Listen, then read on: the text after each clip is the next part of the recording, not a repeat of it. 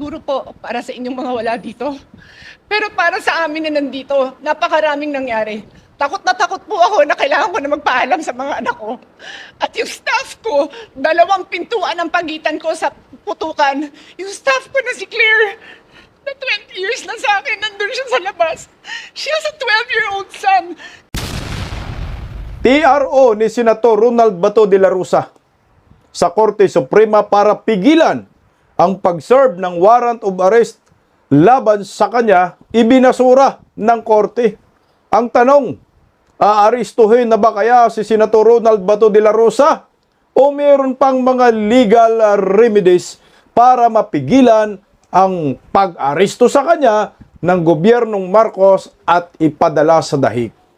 Bato de la Rosa at Robin Padilla nakitang magkasama umano sa isang puting van. Ayon po yan sa ipinakalat ng PCO sa social media. Senator Robin Padilla sinagot po ang naturang video. Heto na. Meron na po tayong bagong Senate Blue Ribbon Committee Chairman. Si Pia Cayetano na po. Abogada po ho ito. Ang ating pinagpipilian kasi si Senador Marcolita at Pia Cayetano, si Pia na nga ho, ang bagong Senate Blue Ribbon Committee Chairman. At naiyak po sa galit kay Biros dahil sa statement at talumpati ni Biros na basura. Yari ka dito, Biros. Galit na si Pia Cayetano at agad naman ho binawi ni Biros sa takot. Magandang gabi po sa ating lahat. Palike po muna, pa-share, pa-subscribe, at pakipindot ang inyong mga notification bell para lagi po kayong updated sa ating mga video. Ito na nga ho, naglabas na po ng desisyon ang Korte Suprema tungkol po sa TRO ng kampo ni Senator Ronald Bato de la Rosa na pigilan ang pag-implement ng arrest warrant laban sa kanya na inutos ng banyagang korte. Pakinggan po muna natin ang balitang iyan. Narito. Pinasura ng Korte Suprema ang petisyon ng kampo ni Senator Bato de la Rosa para pigilan ang pag-aresto at pagpapatupad ng warrant mula sa International Criminal Court. Para po sa detalye, nasa linya ng telepono mula sa Supreme Court si Camille Samonte. Camille, ano ba ang pinagbatayan ng Korte sa kanilang desisyon? Ruth, sa botong 951, hindi pinagbigyan ng Korte Suprema ang kahilingan ni Senator Ronald Bato de la Rosa para sa isang temporary restraining order o TRO at status quo anti-order para nga pigilan yung pag-aresto sa kanya ng International Criminal Court. Sa resolusyon na inilabas ng SC, iginiit nito na ang naging pasya nila ay tumutukoy lamang sa mga kahilingan para sa pansamat na lang remedyo o interim relief. Yung mga pangunahing isyung inilahad ng mga partido sa kanilang mga pleadings at motion ay hindi pa nare-resolba sa pangunahing kaso o yung pinaka-main petition, which is yung petition for certiorari and prohibition. Pero yun nga, dahil walang PRO, walang, ibig sabihin yan, Ruth, walang utos ang Korte Suprema na pumipigil sa ating gobyerno na kumilos at ipatupad yung ICC warrant laban kay Bato. So, posible rin na magpatuloy yung koordinasyon ng gobyerno sa ICC kung may existing cooperation na mechanism. Pero yun nga, Ruth, no, sa mga oras na ito, humihingi tayo ng komento mula sa Department of Justice kung ano na yung mga susunod na nilang hakbang. Kung finally ba, i-implement na ba itong warrant laban kay Senator Bato, pero wala pa silang tugon sa atin. But theoretically, dahil wala nga inilabas na TRO o injunction, ay pwedeng umusad itong proseso nga nung pag-aaresto kay Senator Bato. Pero Ruth, paglilinaw lang, itong denial ng TRO ay hindi automatic na talo na o mababasura na yung buong petisyon. Kasi itong dinesisyonan lang ng Korte Suprema ay yung hiling ni Senator Bato regarding doon sa TRO. Ruth? Yung binabanggit mo nga kanina, Camille, na hindi pa napagdidesisyonan yung iba pa nilang petisyon. Pero kanina lang nakita ko si DOJ spokesperson, si Attorney Polo, nagsabi nga siya na hihintayin muna yung desisyon ng korte. Yung ano kaya implikasyon niyan? Ngayon nga may desisyon na. Ano ang sinasabi kaya dyan mula sa DOJ yung kung pwede na talaga ngayon na arestuhin? At sabi rin ng NBI, alam nila kung nasaan may impormasyon sila kung nasaan si Senator Bato. Yes, Ruth. Actually, consistent naman yung posisyon ng gobyerno, no? Kung babalikan din natin yung naging komento ng Solicitor General. Ang nagiging batayan nga nila dyan ay yung Republic Act 9851 o yung Philippine Act on Crimes Against International Humanitarian Law, Genocide and Other Crimes Against Humanity. Yan ay kahit kumalas na yung Pilipinas sa Rome Statute noong 2019. So yun yung paninindigan nila na under Section 17, pinapayagan yung mga otoridad na isuko yung isang akusado sa isang international tribunal kung may umiiral ng investigasyon dito. So kung yan ang susundin ng ating gobyerno base nga doon sa naging komento ng OSG, then most likely ay maaring pagdiskusyonan o pag-usapan na yan ng gobyerno kung paano na nga i-implement itong warrant laban kay Senator Bato. Kasi 'di ba, sinabi rin nila dito sa komento ng OSG na hindi na kailangan ng hiwalay na warrant mula sa local court para maaresto si Senator Bato. At sinabi rin nila na hindi rin saklaw ng extradition rules itong kaso ni Senator De La Rosa. So kung pakabasihan lang natin, Ruth, yung naging komento na ipinasa ng OSG, then from the decision na ito ay maaring magdesisyon yung gobyerno na i-implement din. Pero kasi again, Ruth, yun nga yung hinihintay din natin sa DOJ kung will they take this as a cue to arrest the Senator Bato or hihintayin ba nila na ma-resolve ba lahat ng issue bago ulit gumawa ng anumang hakbang? Kasi Ruth, dahil nga TRO lang yung dinisisyon dito, ibig sabihin, maaari pa rin dinggin ng SE yung merits ng kaso at maglabas ng final ruling sa mga legal issues tulad ng yung saklaw ng ICC jurisdiction, yung obligasyon ng Pilipinas sa ICC at yung constitutionality ng cooperation ng gobyerno. At actually, Ruth, meron ding hindi wala namang nagbabawal din sa kampo ni Bato na humingi pa ng ibang interim relief. So pwede rin humingi siya ng motion for reconsideration o iba pang urgent pleadings kung magkaroon ng bagong development. So yun nga, sa madaling sabi, itong TRO, immediate protection, yung immediate protection na hinihingi niya. So kapag wala ito, walang pansamantalang harang o balakid laban doon sa posibleng pagpapatupad ng mga hakbang kaugnay sa ICC habang pending pa yung kaso. Camille, na-bring up din ba yung scenario in the past na ito kung wala ng TRO at kung pwede na siyang arestuhin, pwede namang sa kustodiya, no? Sa kustodiya siya ng law enforcement agencies habang gumugulong yung kaso, may ganyan. Pwedeng mangyari yan?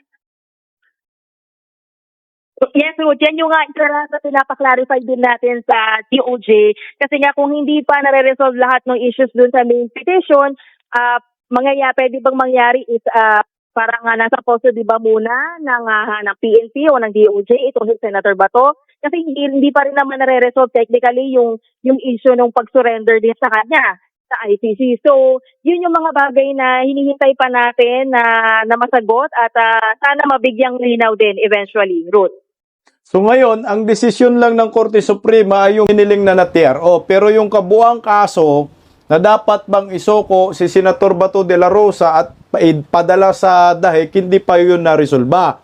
Sa katunayan, ngayon, ang kampo po ni Senator Ronald Bato de la Rosa ay naglabas po sila ng statement na mag-motion po sila. Mag-motion po reconsideration sa desisyon po ng Korte Suprema. So hindi pa po pwede talaga aarestuhin si Senator Ronald Bato de la Rosa ng gobyerno kasi may motion pa eh. Hindi po pwedeng tanggalan mo ng karapatan itong si Senator Ronald Bato de la Rosa na maghanap ng legal remedy. So hindi pa ho ito pinal. So meron pang pag-asa si Senator Bato, lalo na po ang boto kasi 9-5, di ba? 9 pumabor na hindi pagbigyan, ibasura po yung TRO. 5 naman yung pumabor, so yung isa abstain. So may pag-asa pa po yung kampo ni Senator Ronald Bato de la Rosa at depende na lang po sa argumento na mangyayari po sa legal team ni Bato. May pag-asa pa, hindi pa po pwedeng matik na arestuhin. Pakinggan po muna natin si attorney Topacio pagdating sa mga legal remedies. Kasi nga nagkaroon po sila ng press con patungkol dito. Narito po. Bibigyan ko lang ng premise yung kung bakit binigyan ng protective custody. And at the same time, yung mga gustong magpaliwanag ay malaman nyo kung bakit nakita nyo naman nagpupuputok ang butse nitong mga abogado natin sa paglabag ng mga karapatan. At ito po, hindi po opinion ang ibibigay ko. I leave that up to the others. And I challenge everyone, including biased media, to fact-check me every step of the way sa sasabihin ko. Okay. Fact yun, brother, no? F-A-C-T. Fact yun. Fact yun. Kinlaro ko lang.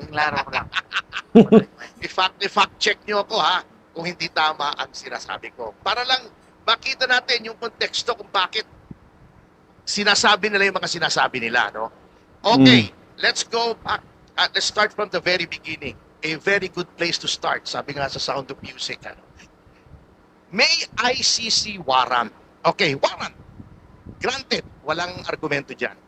Ang issue, may that be implemented in the Philippines? Bakit pumalag ang bagong liderato ng Senado? Okay. Laging sinasabi ng mga tao, may warrant eh, dapat i-implement. Sabi nga ni Attorney Bobet, okay, granted na ang Rome Statute ay valid pa, assuming without conceding, ha? Hindi ko sinasabing totoo. Granting lang for the sake of argument para may pagbakusapan lang tayo. Anong status ng isang tratado? Hindi po tarantado, ha? Sila yon. Si Trillanes yun. Tratado or treaty sa legal system ng Pilipinas. Nakalagay Medyo uta lang ng konti, pero po sa babalik po ating yan. saligang batas at sa civil code, mga treaties na ratifikado ng ating Senado form part of the law of the land. Tama po yan. Doctrine of incorporation, doctrine of transformation. Ngunit anong level ng isang treaty? Ang treaty po na ratified, although part of the law of the land, ang kapantay po niyan ay Act of Congress. Batas po yan, statute. Hindi yan pwedeng manaig sa konstitusyon. Therefore, in implementing a treaty, provision ng konstitusyon natin ang masusunod. Anong sabi ng konstitusyon sa Article 3? Nabanggit na nila, banggitin ko lang ulit. Section 1, no person shall be deprived of life, liberty, or property without due process. Section 2, the right of the people to be secure in their persons, houses, papers, and effects shall be inviolable, and no search warrant or warrant of arrest shall be issued except upon probable cause to be personally determined by a judge upon examination of witnesses, etc., etc. Hindi po aksidente na ang Article 3, the Bill of Rights, ay inuna yung Section 1, due process, at yung security, inviolability ng security, walang search warrant. Because these are the first and second most important rights. Okay. Anong nakalagay po sa Section 2? Except upon probable cause issued by a court of competent jurisdiction. Anong court? Ditong court, syempre. Sapagkat walang karapatan ang ating konstitusyon na mag-grant ng authority sa ibang court other than our courts because it is a domestic document, a municipal document. Yan po ang very clear. Okay. Ano yung due process na sinasabi sa Section 1? What is due process? Due process is a law that hears before it condemns. Is there such a law? Dito po sa ating bansa. Meron. Presidential Decree 1069 or the Extradition Law. What is Presidential Decree 1069? It was issued in 1977 by Marcos Sr. under Amendment 6 of the 73 Constitution. Ano yung Amendment 6? Although may batasang pabansa under the 73 Constitution, Amendment 6 allows the President to promulgate laws na parang statute by presidential decree. So, batas po yun. So, meron po tayong extradition law. Anong nakalagay sa extradition law? Before a foreign warrant may be executed in the Philippines, not just yung ICC, any foreign warrant, may proseso. Ano pong proseso? Sabi nga ni Ito, pakinggan natin. Attorney Bobet, maraming tumbling. Ito ang dapat sundin. Number 1, yung DFA ay susulatan ng proper agency in a foreign jurisdiction. Nakikita yung warrant, the DFA will determine if that warrant is covered by an extradition treaty or any other treaty and the offense is extraditable. Pagkatapos nadalhin sa DOJ, the DOJ will direct the special counsel to file an extradition petition before the regional trial court where the DOJ is located, RTC Manila. Lilitisin po yan. Didinggin yung subject ng extradition at appealable pa sa Court of Appeals. Ayan, maliwanag ha. Kailangan pa rin ng local court. O, tuloy po. Is there a procedure now? 2025 po, May, most probably in reaction to the kidnapping of former President Rodrigo Duterte, nag-promulgate ang Supreme Court ng rules on extradition. Basically, sinusunod yung PD 1069. Bakit? Because procedural law hindi pwedeng manaig sa substantive law. Substantive law, yung 1069, procedural law, yung 2025. Okay. Anong nakalagay po roon sa extradition law? Nilagyan lang po ng time limit. 30 days sa RTC, 90 days kung i-appeal sa CA. Kapag binigyan ng RTC ng extradition ng gobyerno, hindi pa ipatutupad, aakyat pa sa Court of CA. Appeals. Pagka nanalo lamang ang gobyerno sa CA, saka pwedeng i-extradite. That is the procedure because of due process. And any warrant should come from Philippine courts. Tama si Attorney Bobet. Kasi nga, may sovereignty tayo. Okay. Yung 9851, anong nakalagay? Ito na yun. Nakalagay doon. Yung warrant ng foreign court may be implemented here subject to applicable extradition laws and treaties. Tingnan Ayun na nyo yun. kung tama lahat ng sinasabi ko. Yun po ang sinasabi ng kampo ni Senator Bato in very simple terms. Kaya pag sinasabi nilang 9851, meron, hindi pa rin pwede. Kasi subject to applicable extradition laws. May extradition laws tayo. Pag sinasabi nilang may treaty, a treaty cannot go against the Constitution. Kung yung pinagagawa sa atin ng treaty, labag sa Constitution, hindi rin pwedeng ipatupad. In closing, isipin nyo na lamang to mga kasama. Kung yung foreign divorce nga, divorce lang yun, hindi pwedeng ipatupad dito sa Pilipinas hanggang hindi nagkakaroon ng judicial confirmation. Judicial recognition of foreign divorce. Hindi naman nakaka-deprive ng liberty yung divorce. Nakakabigay pa nga ng liberty, di ba? Hindi pwedeng ipatupad dito sa Pilipinas, divorce lang. Arrest warrant pa kaya? Correct. That is the basis of protective custody. Ang Senado bilang institusyon has the right to protect its members against illegal laws. Not because only that they are members of the Senate, hindi dahil mataas ang katungkulan nila, but more fundamentally, because they are citizens. At eto napaka-hypocrite talaga itong mga ito Noong panahon ni Enrile, nakipag-coordinate, I was personally there, I'll have you know. Nasa NBI po ako noon with Mayor Lim. Maayos yung naging aresto kay Enrile sa loob. Ang Senado, nandun pa sa yung National Museum ngayon. Noong panahon ni De Lima, nandun din ako. Kasi kami po yung nag-file ng kaso against De Lima. Humingi si De Lima ng 2 araw sa loob ng Senado to tie up loose ends. Ewan ko kung anong loose ends yung itatie up ni Laila noong panahon yun. Hindi ko alam I don't want to speculate. Pero pinagbigyan po, walang pumasok at nagpumilit na, may warrant kami. Local warrant pa yun Yung kay Enrile, local warrant. Yung kay De Lima, local warrant. Noong 2018, si Trillanes, 3 linggo, nasa loob ng Senado. Ginawa na niyang Victoria Court yun. Nag-bed and board na siya roon. Kasi that was the time when President Duterte revoked the amnesty. Therefore, he was charged with rebellion. Local warrant na yun. Bailable pa, bailable. In fact, nag-bail si Trillanes after that. Pero, nataranta pa rin siya, nagtago pa rin siya sa Senado. Hindi rin nagpumilit. Sinasabi nila, bertugo si Duterte, ba't hindi siya nagpumilit na pumasok sa Senado para hilahin ulit si Trillanes sa sinturera at tulad ng ginawa ng Oakwood Mutiny. So yun po ang basis ng protective custody. Hindi pwede na ang Senado as an institution na pabayaan ang miyembro nito ay maging subject sa mga illegal na mga gawain dahil ang magiging impression sa taong bayan, kung miyembro mo hindi mo maprotektahan, paano mo poprotektahan ang pangkaraniwang tao, di ba? Yun po ang basis ng protective custody.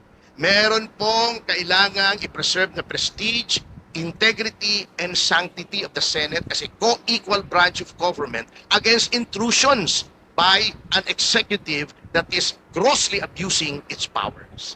Ayan, pag pinagbasihan natin yung sinasabi ni Attorney Topacio, malabo talagang mapadala si Senator Bato papunta sa dahig. Yung Article 9851 nga, sa dulo nga, kailangan ng extradition treaty. Meron bang extradition treaty? Wala ho. Kaya ito, panoorin po natin, naglabas po ng video itong PCO at sinasabi nila na kasama umano si Senator Bato at si Robin Padilla na magkasamang lumabas sa Senado after inalisan ni Bato yung kustodiya. Narito.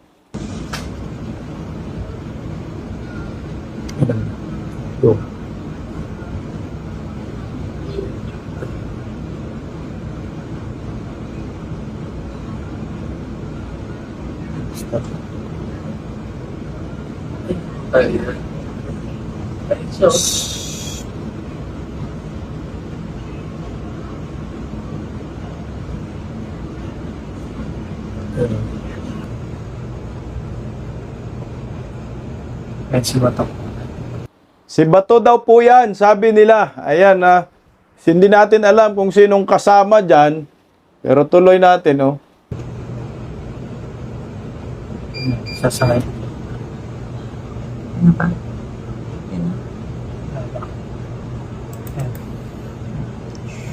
Yan, si Robin yan. Yan. Si Robin Padilla daw yung lumabas at pumasok sa sasakyan.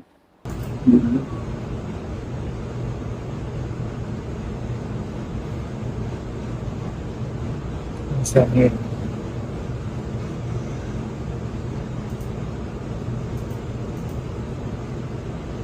Ayun, sabay alis. Fortuner po yan, hindi puting van. At tinanong po si Idol Robin Padilla tungkol po sa mga bidyong iyan. Narito po yung sagot ni Idol Robin Padilla. Na-deny yung TRO. Siyempre, malungkot yun. Ano naman tayo pwede maging reaksyon? Malungkot tayo. Pero sir, alam niyo ba kung si Senator Bato? Kasi yun po yung lumabas na dun po sa Wala po tayong alam.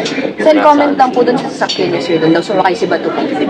Dapat kayong mag-comment. Kasi kayong tanong ng tanong, hindi yun, nakita nyo na lahat, di ba? Sir, sabi niyo po last time, pag may official investigation, magsasalita na po kayo. Ngayon po may pinalabas na CCTV, magkasunod po kayong Official lumabas investigation? noong May 14. Magkasunod daw po kayong lumabas noong May 14 according dun sa nilabas na CCTV. Ano pa kailangan sabihin ko doon? Nakita nyo na. So, you confirm, sir, na magkasama po kayo noon nung lumabas po siya sa Senado. Hindi naman AI yun, di ba? Sir, saan kayo pumunta?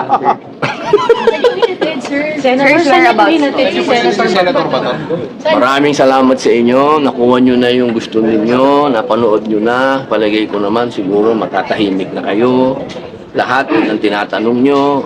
Naganap na yung investigasyon. So wala na tayo sigurong dapat pag-usapan pa. May Diba? illegal po ba doon, sir, sa ginawa ninyo? Ano po? May illegal comment, po sir. ba? ba doon? Ay tanong natin sa kanila. Kung may illegal. Kasi sa amin, tandaan ninyo, ang Senate, ang sabi ng aming SP, ihintayin namin ang warrant ng local court.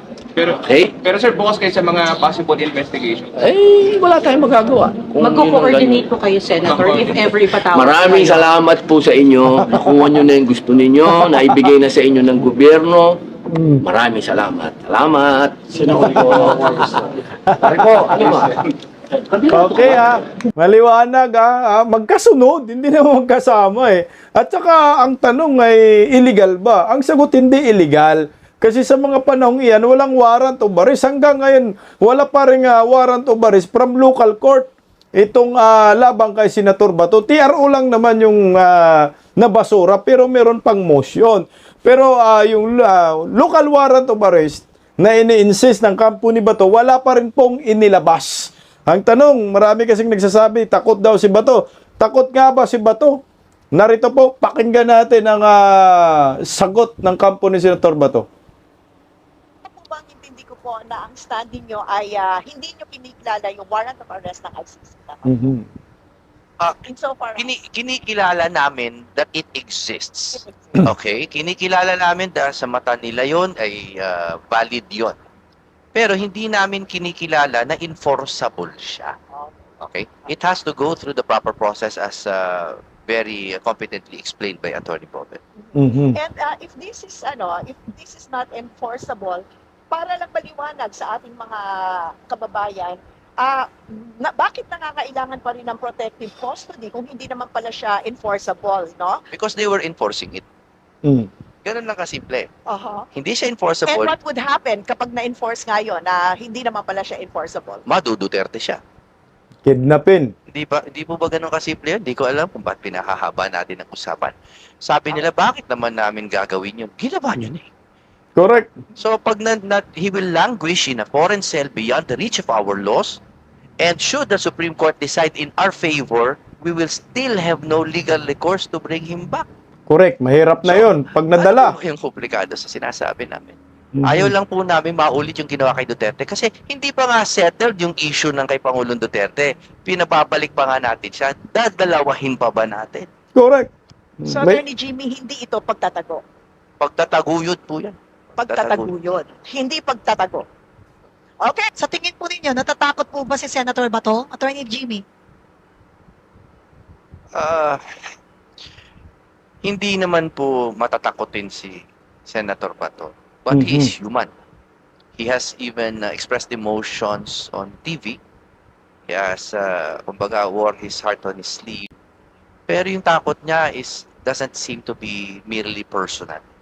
Parang natatakot po siya na parang ganito na lang po ba talaga tayo? Will we allow the breakdown of our laws and the breakdown of our Constitution? In one of our private agreements nga, napag-usapan namin very briefly, no, na ang batayan nga ng buong 1987 Constitution was a reaction to martial law. That is mentioned by many erudite professors, no? It was a reaction para hindi maulit yung evils na pinakita ng martial law at ng Marcos dictatorship. So, ang takot niya, if we can call it fear, is yung breakdown ng Constitution, but also yung gagawin nito sa kanyang pamilya. Mhm. Thank you, Attorney Jimmy. How about Attorney Torion, please? Well, ang sa akin dito, no, I don't know, no? Kasi ano nga ba yung tanong clearly? Gusto Takot lang ba? natin na Natakot ba siya? natakot ba siya? Oo. Actually, ang nangyari dun, ma'am, before mga 1:30 kasi nag-selfie pa kami doon sa sa crime scene, yung sa putukan. Oo. And then crime scene 'yon kasi may nag-attempt na pumasok although dinideny nila 'yan, no? Alam naman natin na morning pa lang gusto nilang dakpin tapos pagkagabi alam natin na nandun sila sa Senate within the compound pa rin, although according to them GSIS. Feeling kasi ni Senator De La Rosa, sa tingin ko lang, speculative ito, nakaka-cause na siya ng Abala. threat to the security of his fellow senators, the staff, and even members of the media. So, hindi po siya tikot. It is only that he wanted to insist that our Constitution should be respected. Yung mga argumento po na hindi naman siya dinideny ng due process, no? Kasi yung ICC nagbigay sa kanya ng due process. Alam mo, maling-mali po yan. Bakit maling-mali po yan? Because if you will analyze and study the rules of procedure of the ICC, yung akin to preliminary investigation nila, secret Secret yung process. Ang issuance nga ng warrant of arrest, secret. Secret So din. how can you claim that Senator Bato de la Rosa was accorded due process by the ICC? You know, yung procedure ng ICC, diferensya sa ating inquisitorial method yun Inquisitorial in the sense that it is really shrouded in secrecy because we can understand that because this involves crimes against humanity. But when you juxtapose that with our Philippine Constitution, kasi in accordance with our national laws nga under Article 59, Section 1, magkaiba. So sa paningin ni Senator De La Rosa, since ang proseso sa kanyang pag-aresto, pag-enforcement ng warrant is in accordance with our Philippine laws, then he should be accorded due process for the first time. Mhm. Hindi po ito for the second time. Hindi po pwede na dakpin siya at sa presento ka na lang magpaliwanag. Under Philippine jurisdiction, if you are facing a case under ordinary procedure, hindi inquest proceedings, ha? Under ordinary procedure, you are given the chance to respond. Okay, ang maliwanag dyan, due process pa rin ang kailangan. Hindi po pwedeng bitbitin ka lang ng bitbitin eh. Kailangan pa rin mabigyan ka ng tinatawag na due process. Lalo na po, ikaw ay senador. Kay Tatay Digong nga, hindi man lang nakamtan ni former President Duterte yung Bill of Rights. Yung due process, karapatan niya, wala ho talaga eh. Pero ngayon ay pag-usapan rin po natin itong bagong Senate Blue Ribbon Committee Chairman na napaiyak sa galit dahil kay Hontiveros. Ito po muna, ito na po yung dagdag na committee chairmanship dyan sa bagong liderato ni Senator Alan Peter Cayetano. Ang bagong Blue Ribbon Committee ay si Senator Pia Cayetano, Senator Amy Marcos, Foreign Relations, Senator Camille Villar, Environmental, Natural Resources and Climate Change, Government Corporation and Public Enterprises, Senator Robin Padilla, Constitutional Amendments and Revision of Codes. Ayan si Senator Pia Cayetano na. Gusto sana natin si Senator Marcolita, pero yan ay kagustuhan po ng majority. Nagkasundo po sila yan. Kailangan lang po natin respetuhin. Kaya naman, naiyak sa galit po si Senator Pia Cayetano dahil sa bastos din na si Hontiveros.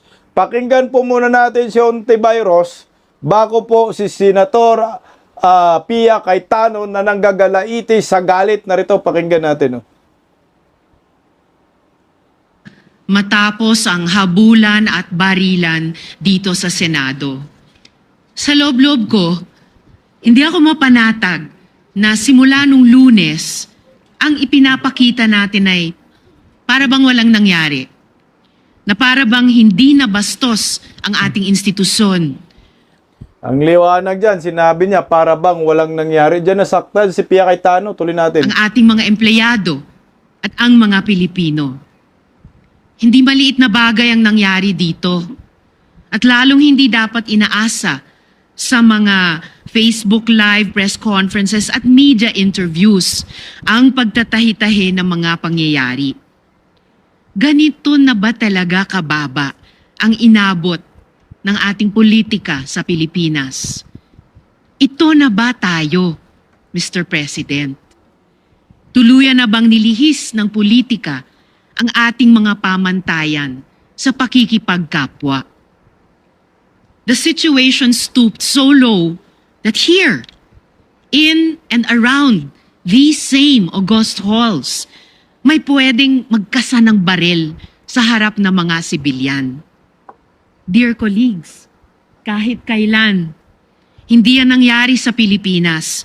Kahit panahon ng kudeta, not even during the darkest days of martial law, did gunfire erupt within our halls. So, whether we stand in the minority or in the majority, the Senate as an institution has sustained a profound injury to its dignity, credibility, and moral authority before the Filipino people. And this frustrates me every day since Wednesday, including in the context of initial findings from the investigation conducted by the Department of Justice, the Department of the Interior and Local Government, and the Philippine National Police, beginning to reveal various points. Lolo mo, Hontiveros, sabi mo prostrate ka? Lolo, kayo lang ang gumawa ng frustration ng Senado. Kasi nga, nakapagtataka nga, Hontiveros, yung tropa ninyo, Tuta 11, kayong lahat, Tuta 11, nawala bigla kayo sa eksena noong nagkaroon ng putukan. Pero itong majority, hinintay po nila ang impeachment, articles of impeachment, inaabangan nila. Kayo, nagulat nga kami, atat-natat kayo ma-impeach si Inday Sara, tapos hindi po kayo naghintay sa articles of impeachment. Kasi alam mo ninyo na may mangyayaring hindi maganda sa Senado. Ngayon, isinisi ninyo na para bang sinabi ninyo ito ay gawa-gawa lamang, parang walang nangyari, stage lamang. Diyan kayo nagkakamali dahil ang mga senador, yung 13 pa sila kasi nandyan pa si Bato eh. Di ba ho ninyo alam na sa bingit sila ng kamatayan? Mga arbado yung NBI, naniwala kayo sa IDG, naniwala kayo sa DOJ. NBI, sila nga yung may utak ng lahat ng ito. Huwag na natin ilayo. Totoo naman na planado ang nangyayaring ito sa utos po ng executive. Kaya naman hindi po nagustuhan ni Senator Pia Cayetano ang inasal po ni Hontiveros. Kaya hindi po ito pinalampas, agad binanatan ni bagong Senate Blue Ribbon Committee Chairman Pia Cayetano, si Hontiveros. Panoorin natin. May ate. Yeah. Senator Pia. Mr. President, I also will not interpolate or make my own privileged speech today as requested by the Senate President. I reserve my right to make the proper interventions at the time that the Senate President and our other colleagues agree upon. But I just want to make this quick statement. Parang walang nangyari. Yan po ang statement ng ating butihing Senadora Risa Hontiveros. Siguro po para sa inyong mga wala dito. Pero para sa amin na nandito, napakaraming nangyari. Takot na takot po ako na kailangan ko na magpaalam sa mga anak ko.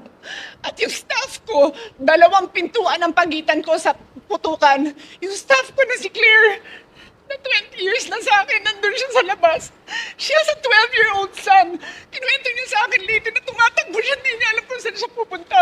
Kaya para sabihin niyo na walang nangyari. Napakasakit para sa aming lahat na nandito. And as I said, 2 pintuan na nagpo-protect sa akin sa putukan. Pero yung media, yung Senate staff, yung hindi naman makauwi dahil sila ang security, sila ang elevator women and boys natin, nandoon po sila. So dear colleagues, napakarami nang nangyari. And one more thing, wala ho akong sinisisi. Pero nung pagkatapos ng lahat, pagtingin ko ng group natin, yung dating majority group, walang ni isa sa inyong nangamusta sa amin. Some of you I've known for 20 years, 10 years, and I didn't even hear any of you say, kamusta na kayo dyan? Napakasakit mo sa akin. Sobrang sakit. So yun ang masasabi ko. Yes, I am very ready to share my story, to ask questions. Pero kung wala ho kayo dito, huwag niyong questionin yung mga nangyari sa mga nandito. Dahil nandito kami, kasama ng staff namin, Senate staff. You have your own story. I respect that. But please respect my own story. Thank you, Mr. President. Ayun, dali ka, Hontiveros. Akupal ka kasi.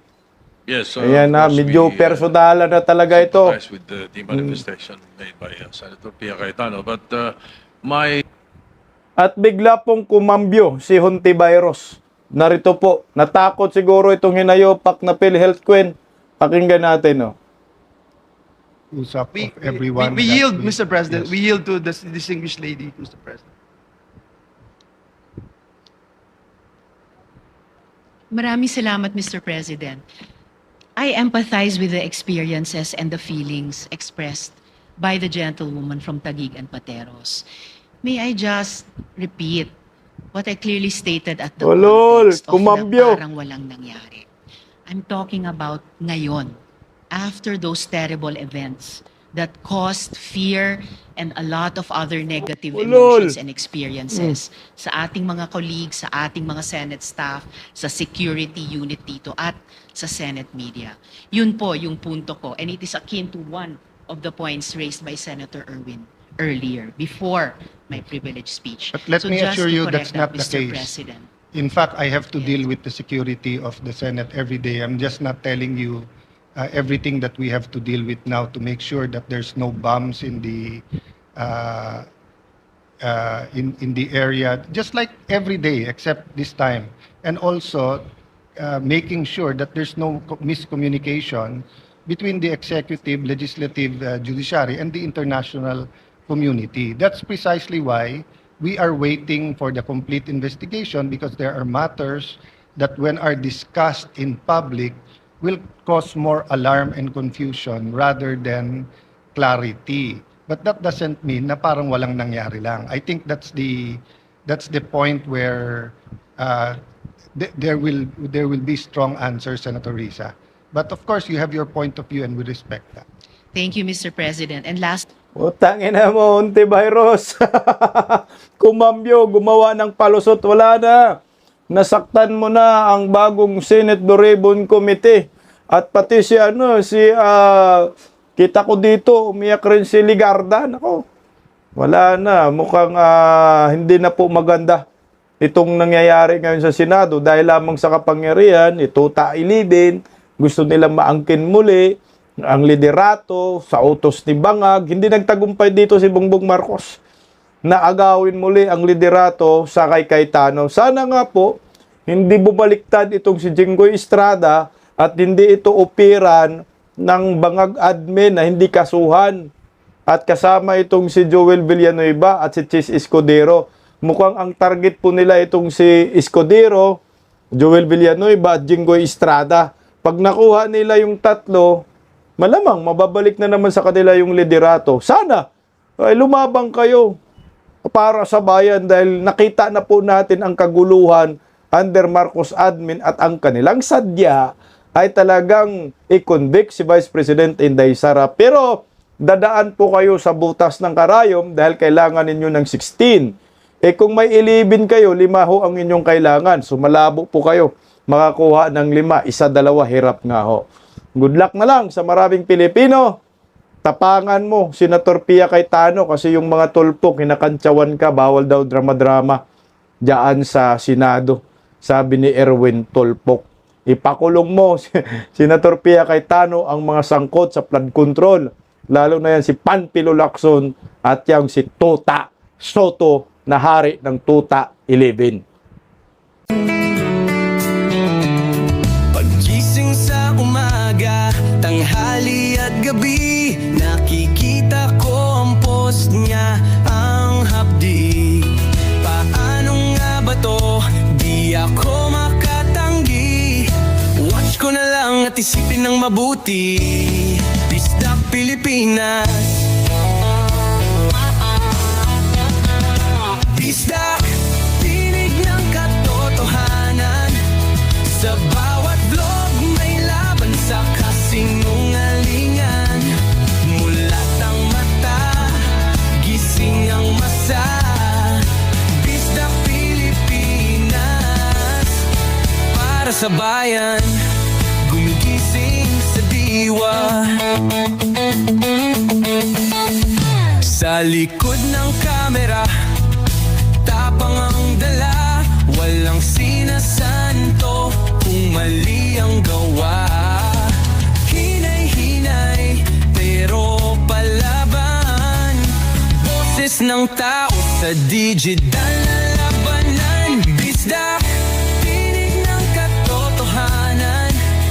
Sa bawat vlog may laban sa kasinungalingan. Mulat ang mata, gising ang masa.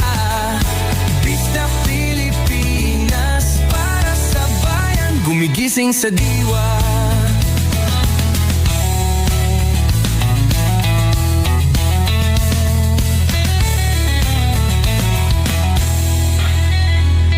Hindi artista, hindi politiko, pero ang katotohanan, sigaw niya ay buo. Sa YouTube o Facebook man siya makita, may aral ka pa rin, may uwi sa bawat salita. Bisdak, gising sa katotohanan, di lang kwento, kundi panawagan. Sa bawat Pilipinong naghahanap ng liwanag. Bisdak Pilipinas,